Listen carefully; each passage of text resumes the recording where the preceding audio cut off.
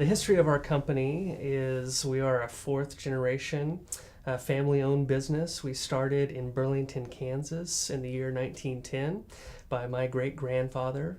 And originally we were a residential plumbing and tin shop. And one of our claim to fames back then is we installed the first plumbing lines to the residences in Burlington, Kansas. And then in 1927, we got the opportunity to come out to California and install a powdered milk facility in Tipton, California, of all places. After the project was completed, my grandfather, Gale Brought, really enjoyed California and thought that there was better opportunity here. So he stayed, and his dad, Double E, and mom, and the rest of the family had a younger brother. They went back to Burlington. And when he went back, he had really found his family on hard times. The family farm wasn't doing well. The business wasn't doing very well.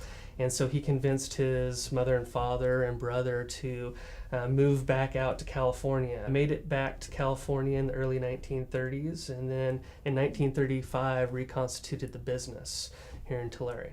Today we're a company that's got 35 employees, and we're covering a territory that goes as far north as Modesto, as far south as Burbank into the LA basin. And we cover 3 counties along the Central Coast: Santa Barbara, San Luis Obispo, and Ventura counties. Our core business is service, but we also do large installations, replacement of equipment, energy upgrades. We do controls as well, building automation. Anything that's related to air conditioning and the systems that support it, we take care of it.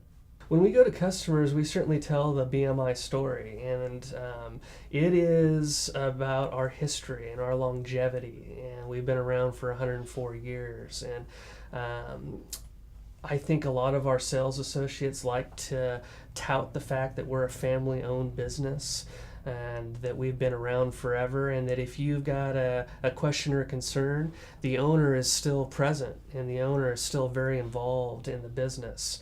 And so you, as a customer, can call and talk to the person in charge. I think the bit of advice that I would give to folks that are in my similar situation when they come into a fourth generation business is to, when you come into the business, I think it's important to learn and understand the culture, understand where you've come from, try to understand the history, what's made you successful in the past.